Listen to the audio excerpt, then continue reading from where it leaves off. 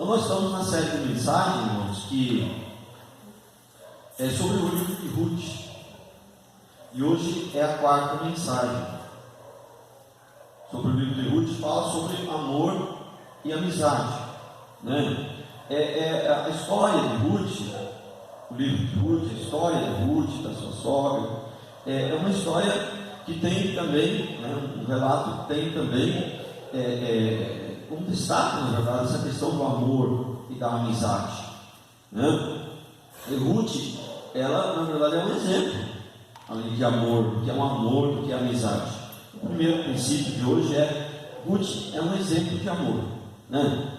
De amor e amizade. Amor no sentido não de amor para, né, um homem e uma mulher, amor, mas no sentido da amizade, né? Nesse sentido, o amor. E é mais ou menos no sentido de Jonas e Davi, né? Então, eu creio que o amor aqui de Ruth por Noemi, sua sogra, né, sobrepõe, né, ultrapassa, né, o amor de um homem e uma mulher, né? Mas aqui não está se referindo a lesbianismo, né? Igual de Jonatas com Davi, né?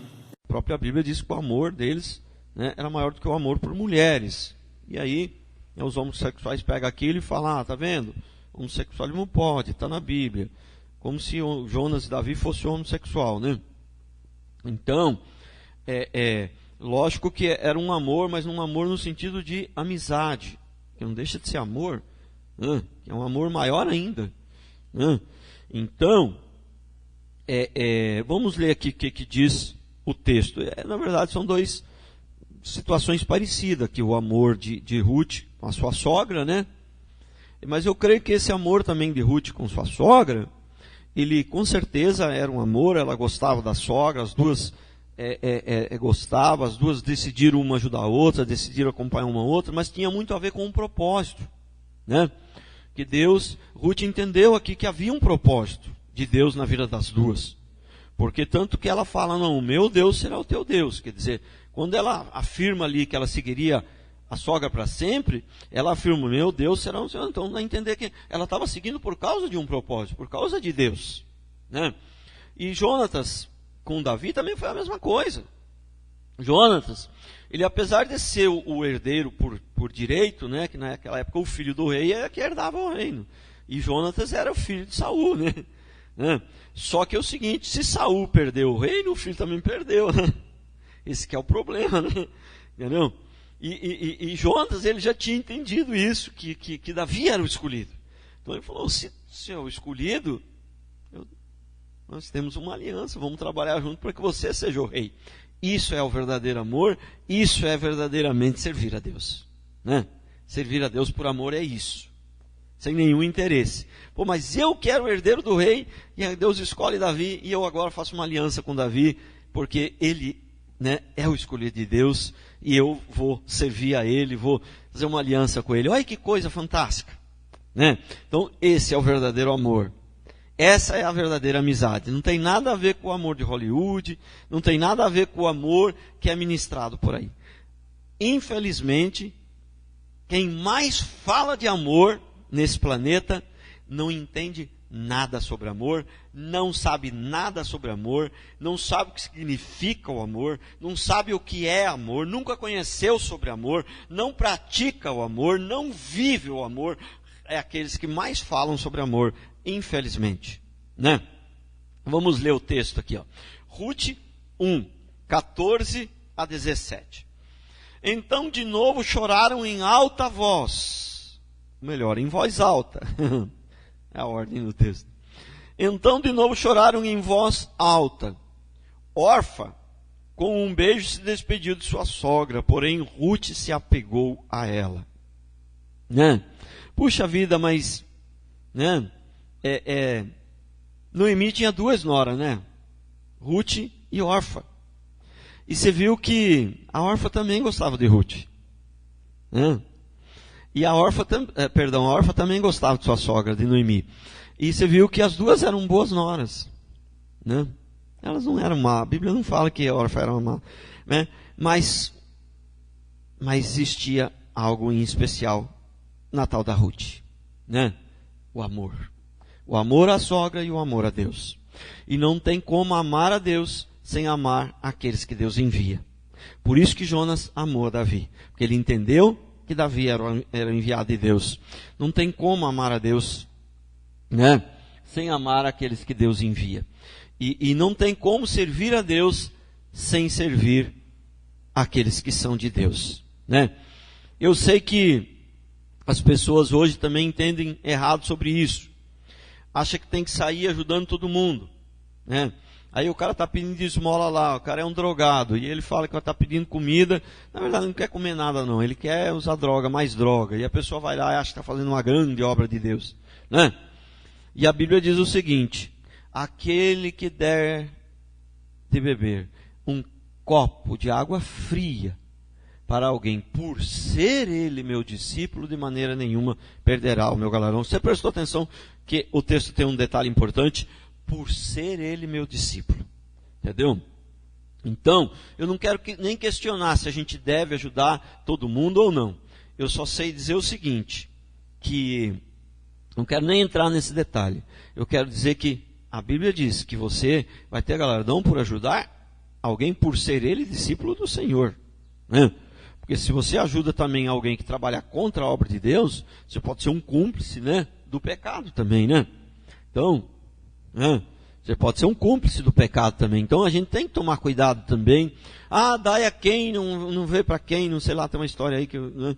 Ah, não é bem assim não. Entendeu? Não é bem assim não. Se você ajuda quem trabalha contra a obra de Deus, indiretamente, por tabela, vamos dizer assim, uma linguagem popular, indiretamente você está ajudando também, você está indo contra a obra de Deus também, você está ajudando quem vai contra a obra de Deus, né? Não. Aí se você, o cara é drogado, vem e te pede ajuda, e você ajuda, e eu sei que muitos vão questionar isso, não, mas tal, não tem, não estou dizendo que você não possa ajudar todo mundo, mas eu creio que tem que ter um certo cuidado, né? Creio que tem que ter um certo cuidado. Mas vamos lá, versículo 15, né? Disse Noemi: eis que tua cunhada voltou ao seu povo e aos seus deuses, né? Porque, né, lá na terra das duas, né, em Moabe não tinha o evangelho, e era um povo idólatra de maneira geral, né? Eles adoravam Moloque e ofereciam sacrifícios a esses deuses aí, né? Então, e ela voltou. Então, tua cunhada, essa é a órfã, né? A outra nora, né, de Noemi. Voltou, tua cunhada voltou ao seu povo e aos seus deuses. Também tu voltas após a tua cunhada, né?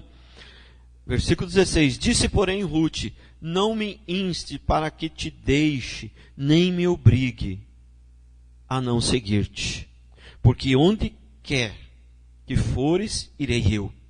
E onde quer que pousares, ali pousarei eu.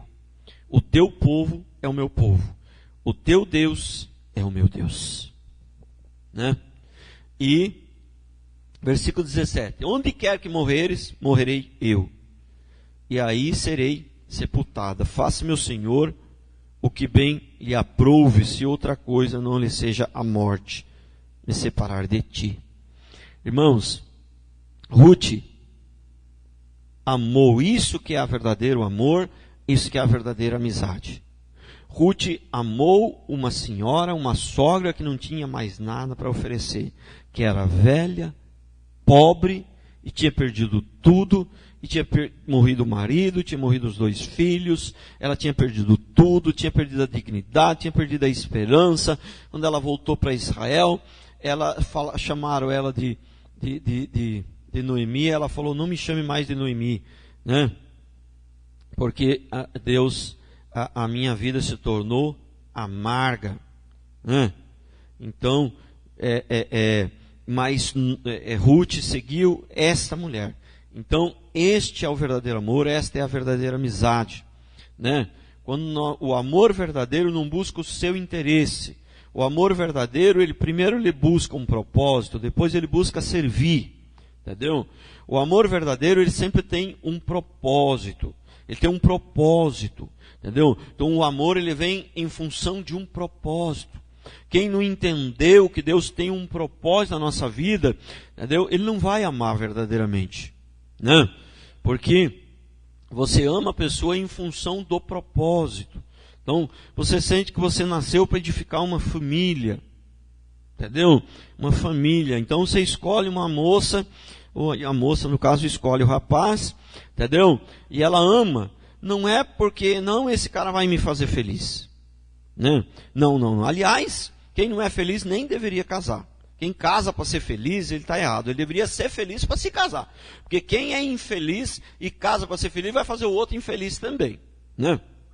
Ele deveria ser feliz primeiro para depois casar.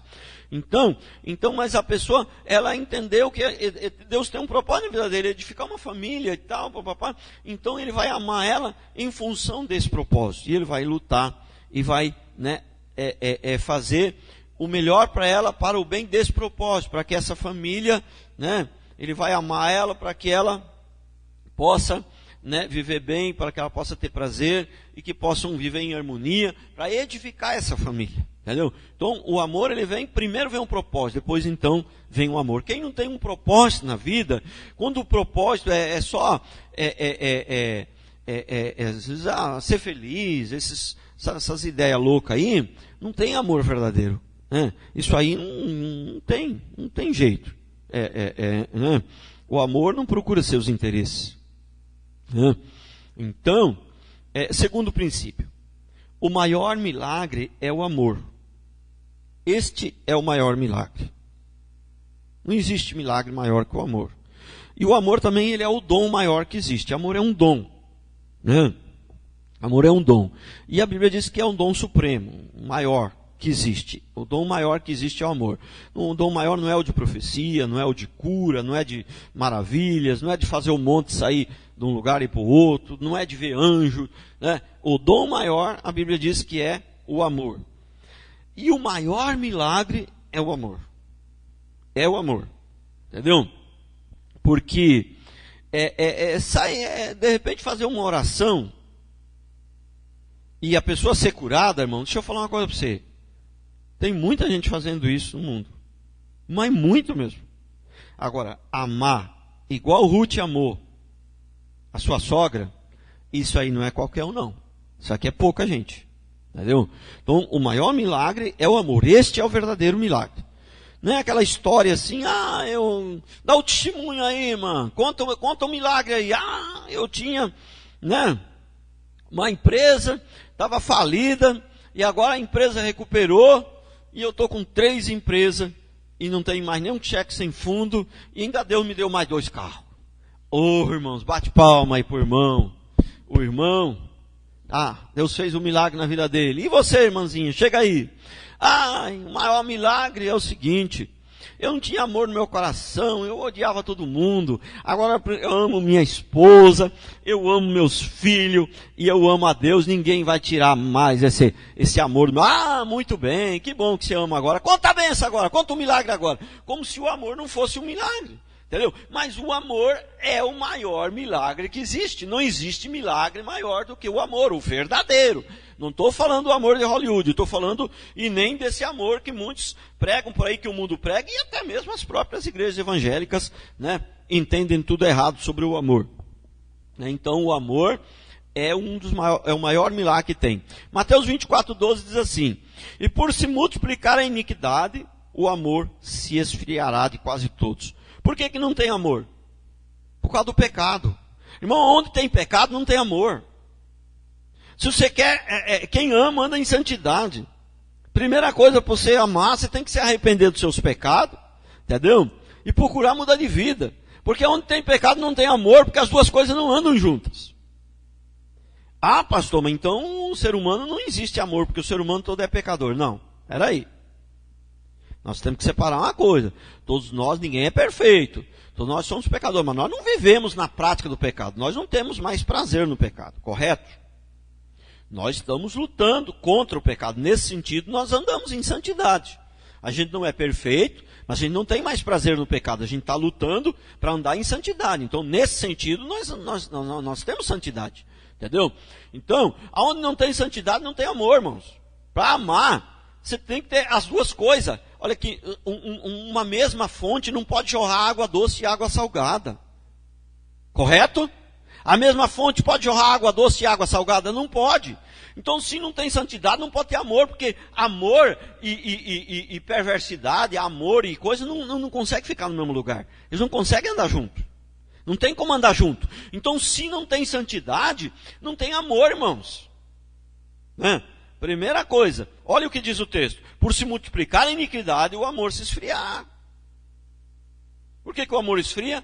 Porque não tem santidade. Então, para ter amor tem que ter santidade. Se a pessoa está em pecado, ela não e tem prazer no pecado, está atolada no pecado, não tem como amar. O amor dessas pessoas que andam no pecado é o amor de Hollywood, é o amor falso, não é o amor da Bíblia, não é o amor verdadeiro. Né? Não é um amor de 1 Coríntios que não procura os seus interesses, né?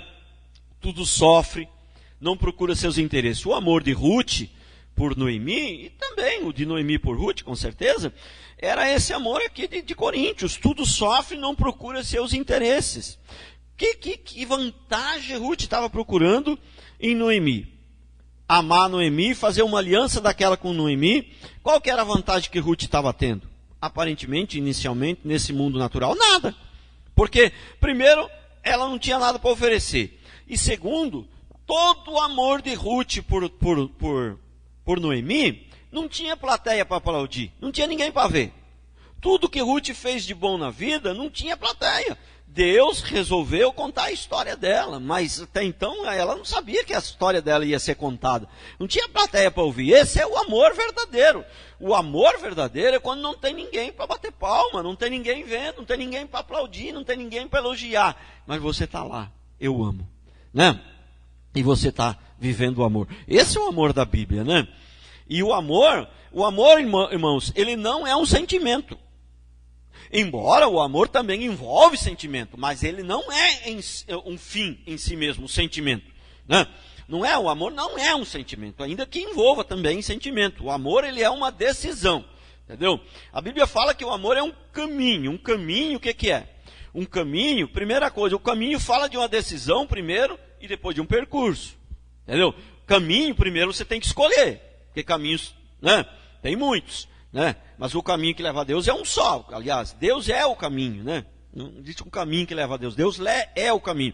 Então, quando a Bíblia diz que o amor é um caminho, então você precisa tomar uma decisão, precisa escolher. E aí, a partir do momento que você escolheu, você tem que perseguir. Persistir, perseverar nesse caminho, né? Então, o amor, ele é uma decisão e ele é um caminho a ser percorrido. Você tomar uma decisão de seguir esse caminho. Esse caminho de quê? De cruz, de servir, de dar e não de receber. Né? Que quem ama não pensa em receber, ele pensa em dar. Né? A morte de Jesus na cruz, o maior sinal de amor, toda a história, foi a morte de Jesus na cruz. E o que ele ia receber com isso? Nada. Ele morreu para nos salvar. Somente para nos salvar. O amor não se ressente do mal. Né? Você viu que o amor de hoje por aí, né, não é assim.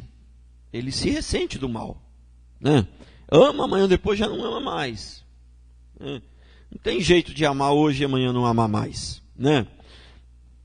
Então, Ruth, além de fazer uma aliança com a sua sogra, que não tinha nada a oferecer, e que não tinha plateia, né? Não tinha ninguém para ver, ela amou até o fim. Ela, né, já tinha desde o início, né, esse propósito no coração de ir até o fim, fazer uma aliança. Não, eu não quero saber se eu vou levar alguma vantagem. Eu te amo, né?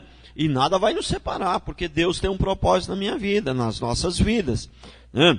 O amor de Orfa acabou. Você viu? Orfa amava também. Mas esse aí não é o amor da Bíblia. Né? A outra cunhada. A outra nora. A cunhada de Ruth, a nora de Noemi. A outra nora, ela amava também. Ela gostava da sogra também. Mas acabou. Né? Quando... Né? Enquanto ela estava vendo que a sogra tinha alguma coisa para oferecer, ela estava também caminhando junto. Mas a hora que a própria sogra falou, mas eu não tenho mais nada para oferecer, e insistiu com ela, o que você vem atrás de mim? Não tenho mais nada para oferecer. Como ela estava atrás dos benefícios, então ela realmente caiu na ficha dela. Poxa, é verdade. Minha sogra não tem mais nada para oferecer. Se despediu dela com um beijo. Entendeu? Então, a outra, né, nora também amava, mas não é o amor da Bíblia. É um amor que acabou.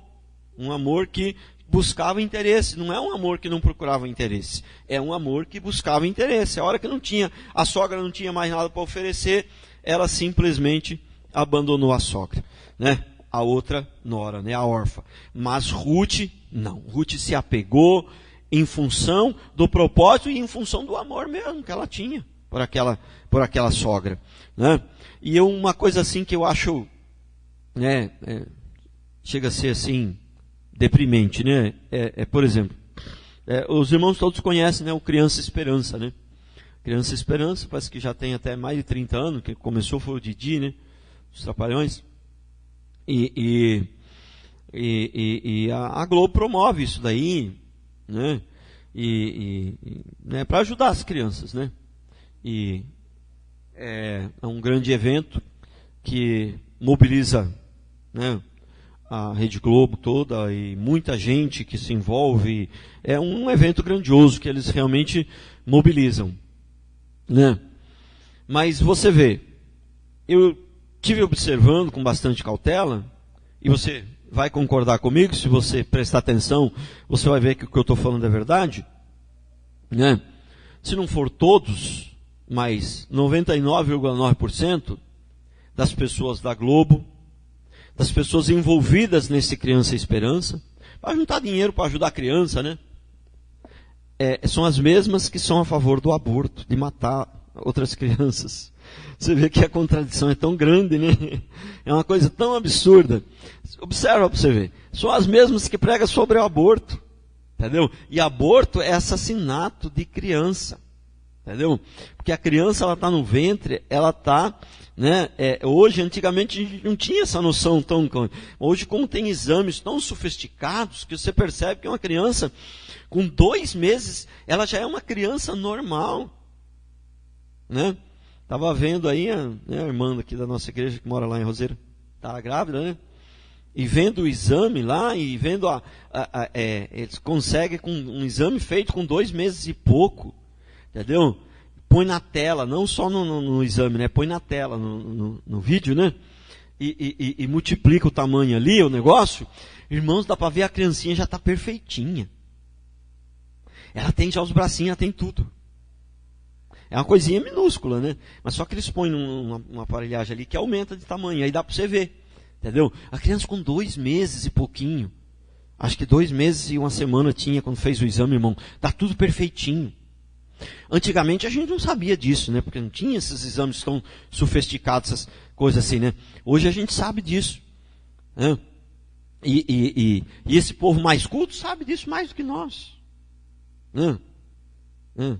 Mais culto, não que nós não sejamos cultos, ser povo mais, né, mais assim, estudam mais essas práticas, né, estudam mais aí a ciência aí, né, sabe mais do que a gente, os médicos e outros profissionais aí da área da saúde, por exemplo.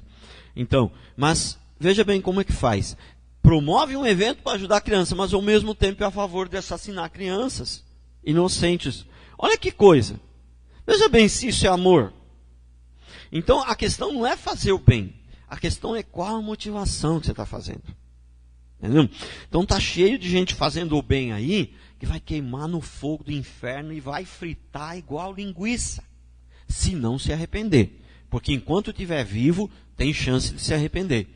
Por quê? Estão fazendo coisas lindas, maravilhosas. Mas só que é o seguinte, a motivação está errada. Entendeu? A motivação está errada. Né? Quando eu era criança, lá na minha terra, né, eu tratava os passarinhos. Eu dava comidinha bonitinha para os passarinhos. né? E eles vinham que era uma beleza, né? Eles eram tudo meus amigos, passarinho. Eu botava lá comidinha, até quando eles estavam viciados na minha comidinha lá, aí eu matava eles todos para comer eles. Entendeu? Você entendeu? Para comer eles quando eu era criança. Fazia isso. Entendeu? Então é o seguinte, esse povo, eles estão fazendo, né, a coisa aparentemente linda, mas é tudo com as motivações erradas, tem motivos escusos por trás, entendeu?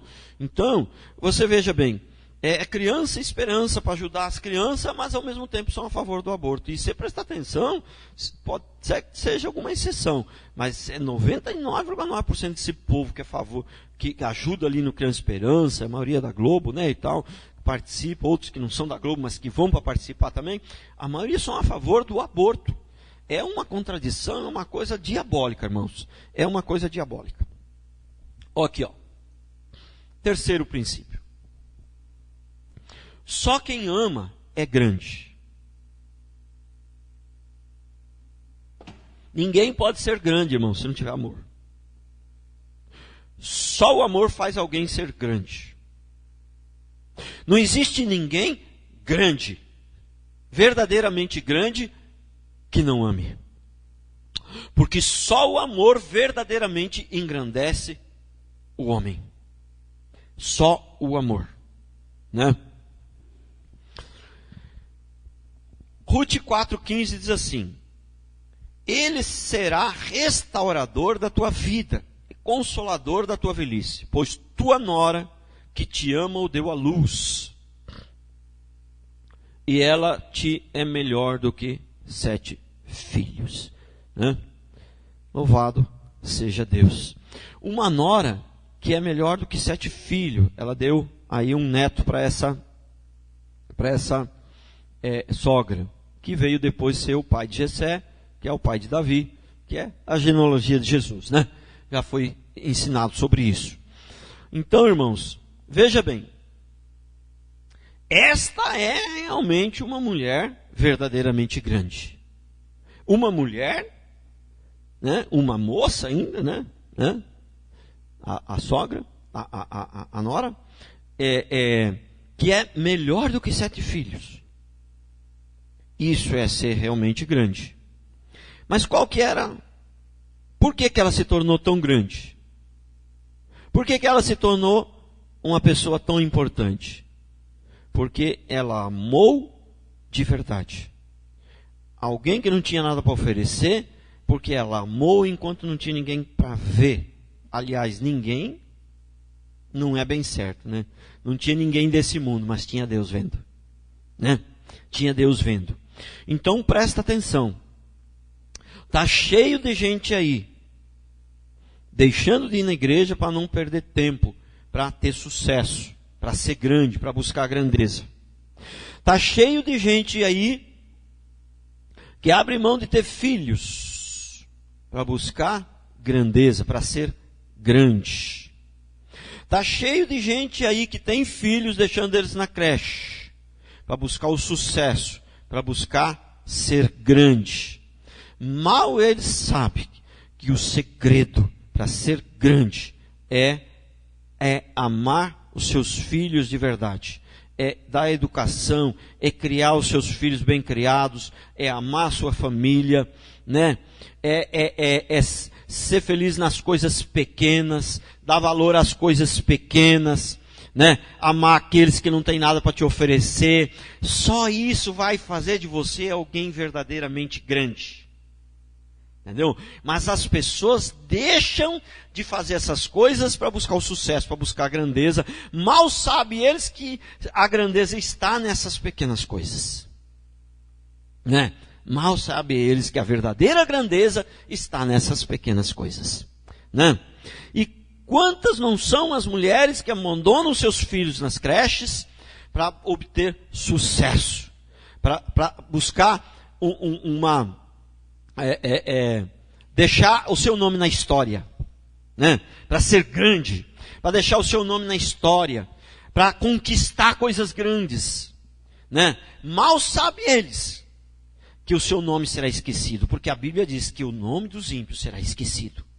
Mas mal sabe eles que a única maneira de ser grande, de deixar o seu nome na história, é trabalhar, é amar aqueles que não têm nada para te oferecer, é ser fiel a hora que não tem ninguém batendo palma. Isso é a única maneira de buscar a grandeza e o verdadeiro sucesso, e é a única maneira de deixar o seu nome na história. O nome que vai permanecer para sempre não é o do grande empresário, não é o do Bon Jovi lá, aqueles povo lá. Como é que é o nome? Bon Jovi? Não. É isso mesmo? Aquele cara da internet lá, o Steve Jobs, né? Eu não sei o nome desse povo aí. Mas os caras são milionários, né? Então, um já morreu, né? Então, não é esses daí que vai ficar o nome na história, irmãos. Quem vai ficar o nome na história é a Ruth. Entendeu? Se você quer que o seu nome fique na história, tenha Ruth como exemplo, né?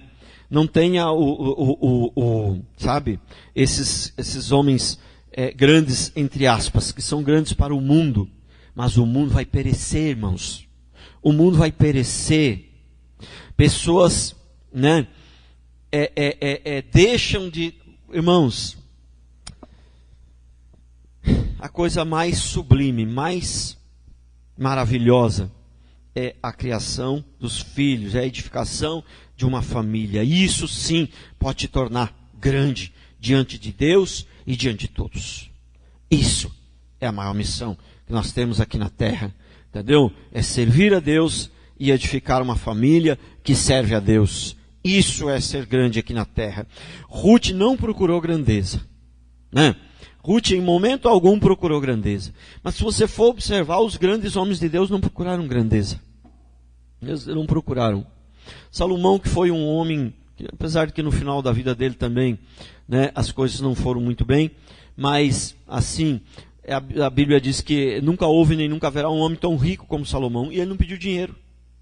Ele pediu sabedoria para julgar o povo. Deus falou: já que você pediu sabedoria, vou te dar riqueza. Sabe? Abraão não procurou grandeza. Quem falou para ele que ia fazer dele grande foi Deus. Foi Deus que falou para ele. Ele não pediu grandeza. Entendeu? Sabe? José do Egito não pediu grandeza. Quem foi Deus que fez ele governador do Egito. Sabe? Moisés não queria grandeza, Moisés não queria reinar, foi Deus que escolheu. Gideão também não queria, foi Deus que escolheu, que fez dele grande. Né? Então, se você observar, todos os grandes homens da Bíblia, eles não pediram grandeza, eles não buscaram grandeza, Deus é que fez deles grandes. Né?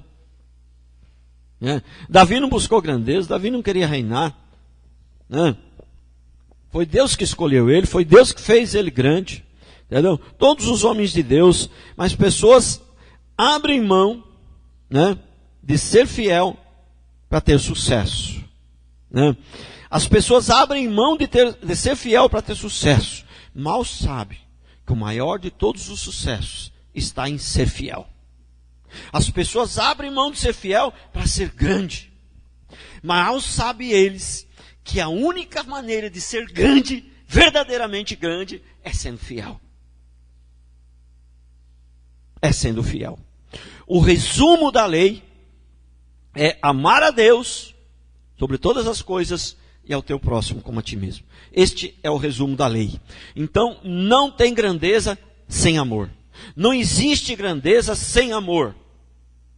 Né? Assim como só existe um caminho, né, para você ir, um caminho bom, existe outros, mas um caminho bom para você ir para o Rio de Janeiro, só a Dutra. Não. Só existe um caminho para você ser verdadeiramente grande. É o amor. É ser pequeno neste mundo. É amar onde não tem ninguém vendo. É amar onde não tem ninguém. Né?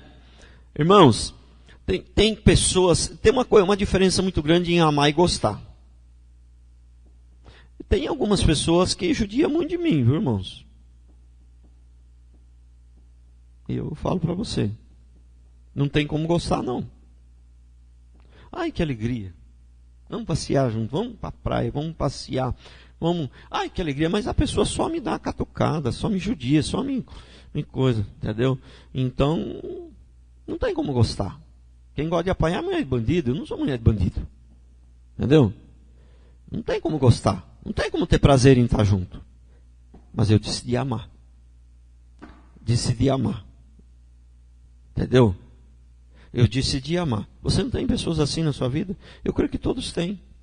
Entendeu? Mas você deve decidir amar. Né? Você deve decidir amar. Né? Se sentir bem com a pessoa, isso não depende de você.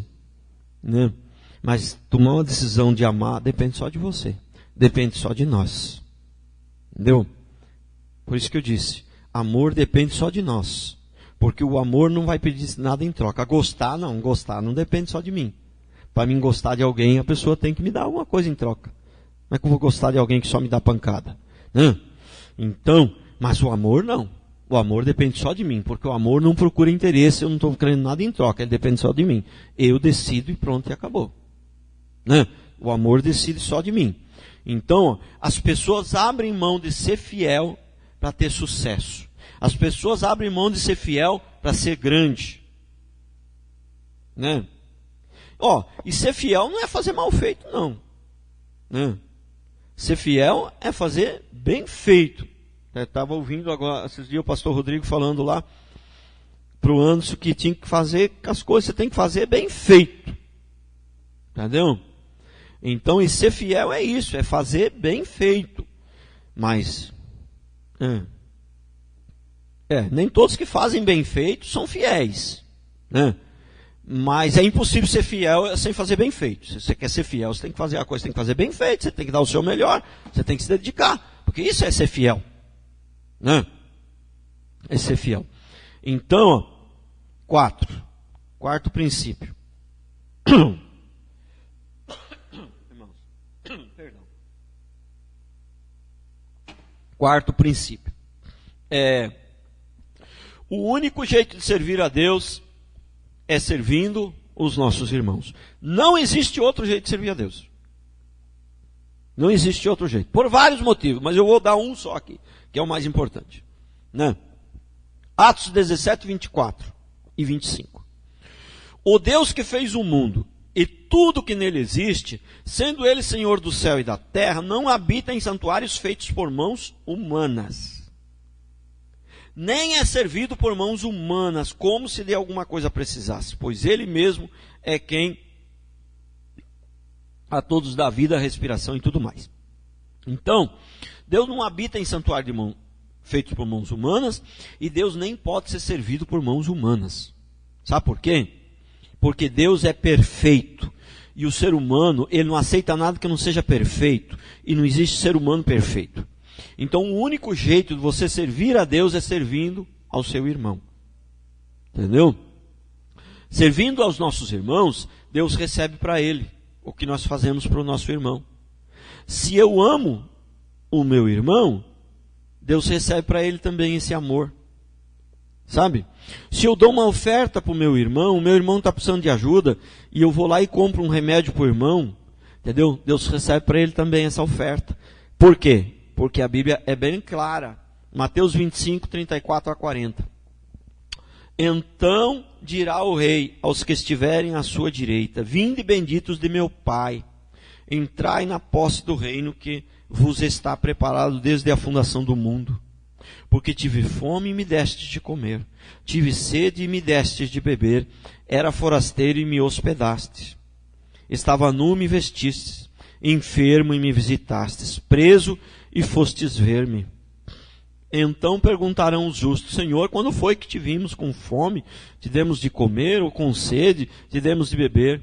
E quando te vimos forasteiro e hospedamos, ou nu e te vestimos? E quando te vimos enfermo ou preso e fomos visitar-te? O rei respondendo lhes dirá: em verdade vos afirmo que sempre que o fizeste a um destes meus pequeninos irmãos, a mim o fizestes. Prestou atenção?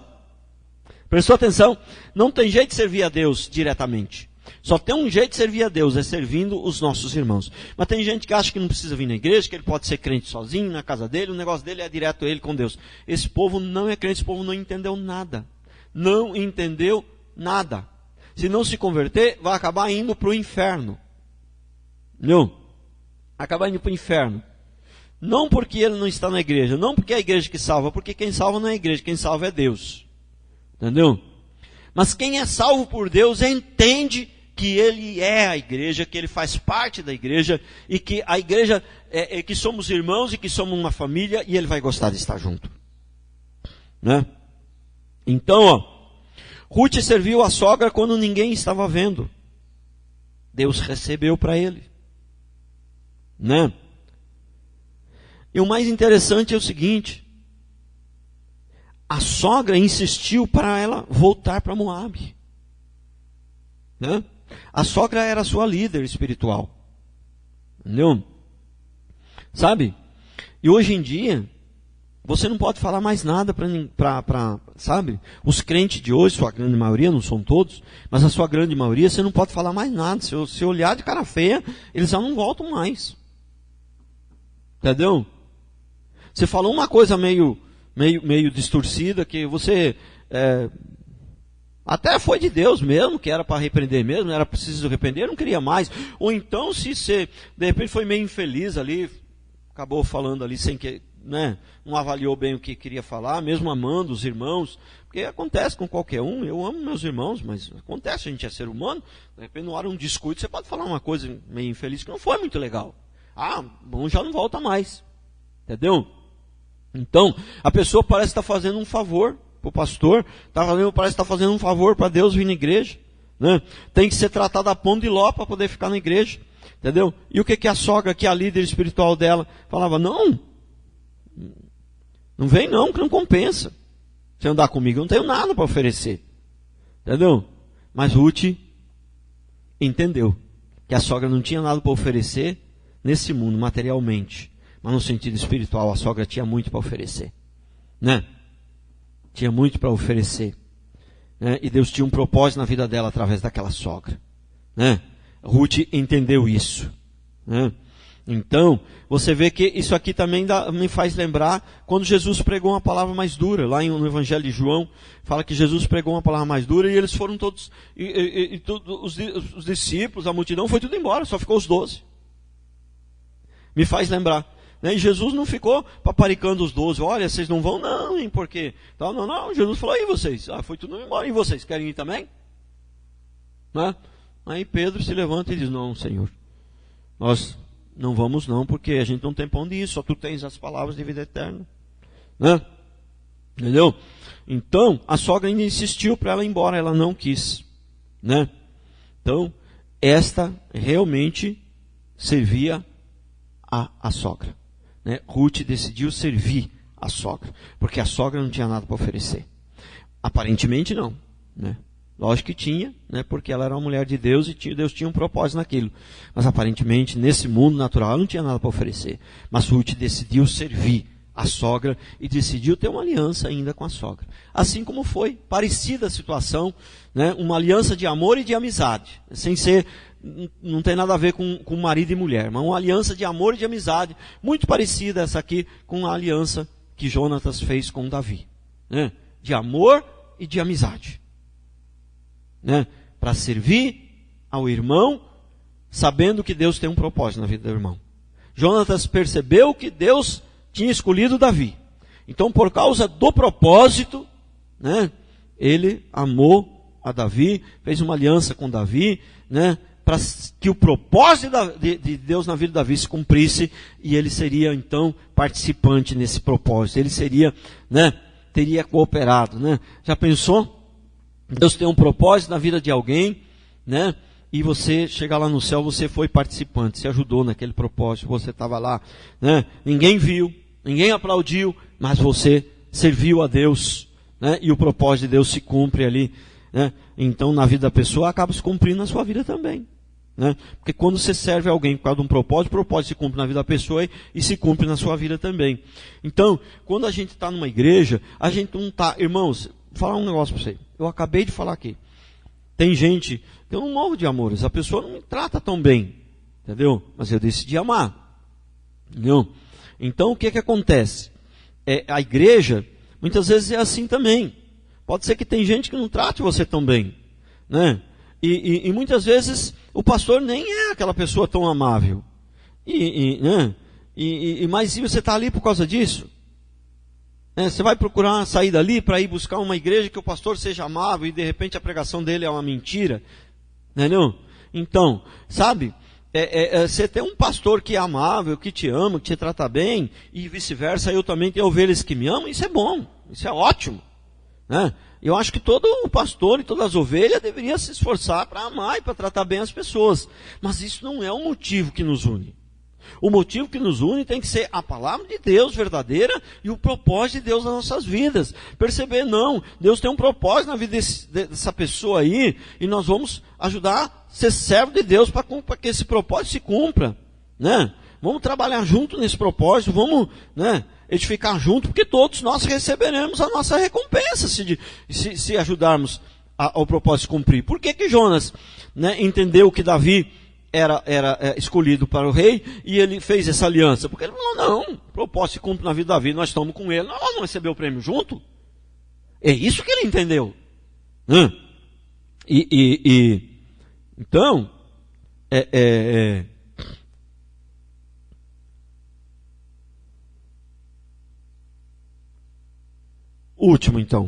último princípio. O verdadeiro amor é generoso. O verdadeiro amor é generoso. Quem ama é generoso. Uma pessoa até pode ser generoso sem amar. Mas quem ama não ser generoso, isso é impossível, né? O verdadeiro amor, ele sempre é generoso. Vamos ler aqui como Ruth encontrou uma pessoa generosa pelo caminho, né? Boaz. Mas quem é generoso, ele sempre vai encontrar alguém generoso pelo caminho com ele, né? É assim que funcionam as coisas. Olha como Ruth, capítulo 2, versículo 10 ao 16. Então ela, inclinando-se rosto em terra, lhe disse: como é que me favoreces e fazes caso de mim, sendo eu estrangeira? Aqui ela está falando para Boaz. Como que me favorece, fazendo caso de mim, sendo eu estrangeira? Porque Ruth, ali no campo de Boaz, ela era inferior aos empregados. Os empregados, eles têm uma posição. Ela não. Ela era uma espécie de mendiga, né? Porque ela foi ali para catar as espigas que sobrava, entendeu? Que era a lei em Israel, que as espigas que caíssem assim, que sobrava para os cantos, era para deixar para os pobres. Ela era uma espécie de mendiga. Então, ela era muito inferior aos funcionários. E além disso, ela era de uma terra estrangeira, um povo estranho, um povo que não tinha Deus, um povo perverso, entendeu?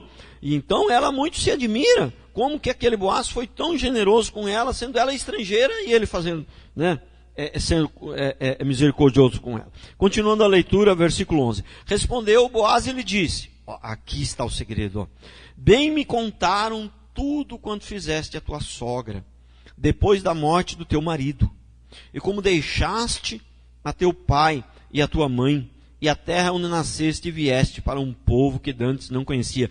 Veja bem, esta nora deu bom testemunho. Precisamos dar bom testemunho, né? E por que Boaz foi mais generoso com ela? Porque percebeu o quanto ela amava a Deus. Então eu quero repetir, eu não estou dizendo que a gente não deva ajudar os pobres que não são crentes, né? Mas tem que tomar cuidado com esse negócio, porque na verdade nós temos que dar prioridade em ser generoso com quem ama a Deus, com quem está com Deus, entendeu? Porque tem que tomar cuidado. Eu quero repetir, eu não estou dizendo que não tem que ajudar pessoas que não é crente, mas eu estou dizendo que tem que tomar cuidado, porque muitas vezes você está ajudando alguém, né, que vai matar outro ali na frente, entendeu? Né? O cara está, dá uma esmola, né? Às vezes ele está querendo comprar uma faca para matar alguém, ele está querendo comprar uma droga, entendeu? Então a Bíblia falou, os pobres vocês sempre tereis comigo, né? Quando a pecadora arrependida lá derramou o perfume caro nos pés de Jesus, Judas falou, mas podia ter aproveitado esse perfume e dar para os pobres, mas ele não falou isso porque ele amava os pobres. Ele falou isso porque ele era ladrão, né, e pegava o dinheiro da bolsa, entendeu? Então ele não falou isso para agradar os pobres. O que foi que Jesus falou? Ele falou, os pobres sempre tereis comigo, sempre tereis contigo. né? E a oportunidade de estar comigo nem sempre tereis. Os pobres sempre terão. O pobre no mundo sempre vai ter. Entendeu? Entendeu? Então, olha aqui, por quê? Qual foi o motivo que ele foi generoso? Talvez ele com certeza era generoso também com os pobres, que não eram crentes, provavelmente, né? Mas estou falando assim, a nossa prioridade é com quem ama a Deus, né? Versículo 12, né? O Senhor retribua o teu feito, e seja cumprida a tua recompensa do Senhor, Deus de Israel, sobre cujas asas vieste buscar refúgio. Esse Boaz foi muito generoso com Ruth. Disse ela: tu me favoreces muito, Senhor meu, pois me consolaste e falaste ao coração da tua serva, não sendo eu nem ainda como uma das tuas servas, quer dizer, como uma das empregadas. A hora de comer, olha aqui, a hora de comer, Boaz lhe disse: achega-te para aqui e come do pão, e molha no vinho o teu bocado. Ela se assentou ao lado dos segadores, e ele lhes deu grãos tostados de cereais. Ela comeu e fartou, e ainda lhe sobejou. Levantando-se ela para rebuscar, isso aqui é tremendo, para rebuscar, quer dizer, para catar espiga, Boaz deu ordem aos seus servos, dizendo: até entre as gavelas deixai-a colher e não as censureis. Né? Até entre as gavelas. Versículo 16: tirai também dos molhos algumas espigas e deixai-as cair, para que as apanhe e não as repreendais. Tirai também dos molhos algumas espigas, é mais ou menos o seguinte, irmãos. Deixa cair algumas de propósito também, entendeu? Né? Daquelas que vocês escolheram mesmo, que não caiu, né, sem querer, deixa cair algumas de propósito também, para ela poder colher um pouco mais. Viu como esse homem, né, manifestou ali uma grande generosidade com essa mulher? Então, quem é generoso sempre vai encontrar alguém generoso por aí. Eu fico pensando o seguinte: uma certa vez, irmãos, entrou uma pessoa aqui na igreja, né, e uma certa pessoa aqui na igreja, então ela me falou o seguinte, ela ficou inconformada, ela não acreditava que aqui não era eu que sustentava a igreja. Ela achava que aqui a igreja era eu que sustentava, entendeu? Comprava as coisas, né, pagava o salário do antes. Ela falava assim: mas como, pastor? Mas como? Os irmãos, não tem ninguém na igreja, é muito pouca gente na igreja. O senhor tem 20, 25 pessoas. Como que ele sustenta? Eu falei: se for para mim sustentar a igreja, comprar as coisas, bancar tudo aqui, irmãos, é melhor nós fechar a porta e ir embora, porque aí eu sou o dono da igreja. E se eu sou o dono da igreja, vocês estão tudo fritos. Porque a igreja que salva, a igreja que tem dono, meio complicado, né? Eu não posso salvar vocês. Vai salvar vocês é Deus. Então, a igreja de Deus, quem tem que tomar conta, quem tem que suprir, é Deus. É lógico, a gente ajuda, se precisar de alguma coisa, dá uma oferta, a gente dá o dízimo, eu sou dizimista e tal, papapá. Mas eu sustentar a igreja, fiz isso no começo. Quando eu me converti, eu tinha dinheiro, tinha restaurante, eu fiz isso por uns tempos. Mas depois eu percebi que isso aí estava errado. Entendeu? Porque a igreja é de Deus, é o povo de Deus. Então, é o seguinte, eu falei: mas tem pouca gente, mas os irmãos são fiéis no dízimo. Ele falou: mas você não prega sobre o dízimo. Como que eles são fiéis no dízimo se você não prega? Né? Porque você sabe, todas as igrejas evangélicas, mesmo as igrejas que são corretas, elas antes da entrega do dízimo, elas fazem uma pregaçãozinha ali para dar uma motivada, para emocionar um pouco a pessoa, para a pessoa vir trazer. Eu não faço isso porque eu não quero que a pessoa dê pela emoção. Eu quero que ela seja convencida pela pregação da palavra. Aí eu expliquei para ele. Aqui, com raríssimas exceções, todos dão o dízimo 10% direitinho. Salvo raras exceções. Né? Todos dão o dízimo direitinho. E 10% é um bom dinheiro. Tem algumas pessoas na igreja, não tem tão pouca gente assim. Tem alguns irmãos aqui que ganham bem. Entendeu? Mas eles dão o dízimo. Eu falei: dão? Mas como se você não prega sobre o dízimo? Eu falei: a gente não prega sobre o dízimo do jeito que prega os outros aí. A gente prega a palavra de Deus. a palavra. E quando a gente prega a palavra, inclui também finanças, inclui princípios financeiros. E as pessoas, elas são convencidas a dar o 10% pela pregação da palavra. E isso é benção, porque quando ela é convencida pela pregação da palavra, ela abençoa a igreja, porque o dinheiro dela ajuda a igreja e ela é abençoada também. Mas quando ela não é convencida pela pregação da palavra e dá, ela abençoa a igreja, mas ela mesma não é abençoada. Mas quando ela é convencida pela pregação da palavra. Por quê? Quando ela é convencida pela pregação da palavra, ela além de abençoar a igreja, ela é abençoada também. Porque aí, ela sendo convencida pela pregação da palavra, ela vai dar por amor. Entendeu? Ela vai se libertar. Porque a Bíblia diz, conhecereis a verdade e a verdade vos libertará. Libertará do quê? De tudo. Do medo de faltar o dinheiro amanhã. Entendeu? Do medo de dar o 10% e depois me fazer falta. Do medo de perder o emprego. Do medo de Deus não me ajudar mais. Entendeu? Ela vai se libertar de que o dízimo era só do Velho Testamento. Entendeu? Então a Bíblia diz, conhecereis a verdade e a verdade vos libertará. Ela vai se libertar daquele engano que se ela der vai fazer falta, ela vai entender que aquilo ali a médio, embora às vezes no começo não, mas a médio e a longo prazo vai ser bênção, vai fazer com que ela ganhe mais. Né? Porque é verdade que quem é fiel nos dízimos Deus abençoa, mas né, o povo usa isso e distorce de uma maneira tão grande que hoje parece que é pecado dizer, mas a Bíblia tem dezenas de textos que são claros que quem dá o dízimo Deus abençoa. Né? Então, é lógico que nem todo mundo que dá o dízimo é abençoado, porque geralmente as pessoas dão com a motivação errada. Né? Mas quando ela dá por conhecer a palavra, ela dá de uma maneira correta. Quem ama, quem conhece a palavra, ama. E quem ama é generoso. Não tem como amar sem generoso. Sem ser generoso. Não tem como. Quem ama, entendeu? Quem conhece, não tem como conhecer a palavra e não amar. Quem conhece a palavra verdadeiramente, tem o entendimento da palavra, ele ama. E quem ama é generoso. Não tem como. Entendeu? Não tem como. Não. Eu fico imaginando o casalzinho de namorado apaixonado. Apaixonado. Entendeu? Aquele fervor. Igual eu, vinha de Ubatuba umas vezes por semana de motinha, né? Turuninha ainda nessa época, não era a CB400 não.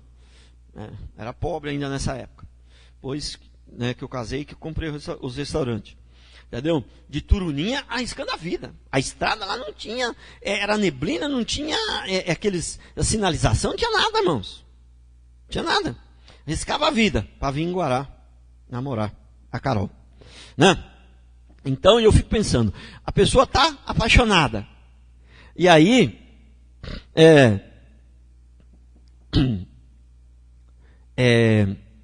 alguém fala para você, olha, o negócio é o seguinte, hoje é aniversário da sua noiva lá, você não vai dar um presente? Ah, mas eu acho que isso aí é coisa de antigamente. Acho que é do Velho Testamento. Acho que isso aí era coisa dos meus pais, meus avós. Hoje não está mais na moda. Eu não quero saber se está moda, se não está moda, irmão. Se vai custar caro, se não vai custar caro.